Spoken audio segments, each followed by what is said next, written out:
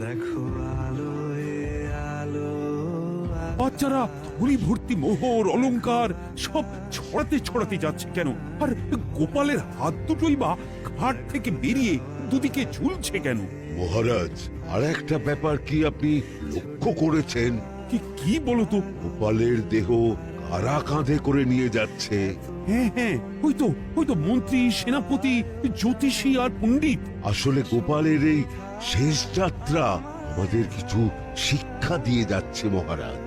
এই যে দেখুন, যারা গোপালকে সহ্য করতে পারতো না, এখন এখন তাদেরই কাঁধে গোপাল যাচ্ছে।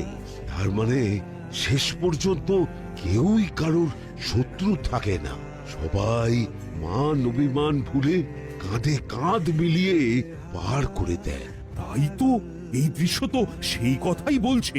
আর ওই যে মোহর আর অলংকার ছড়িয়ে যাচ্ছে, সেটাও বুঝিয়ে দেয় যে এই অর্থ, সমৃদ্ধি সবই ফেলে একসময় চলে যেতে হবে।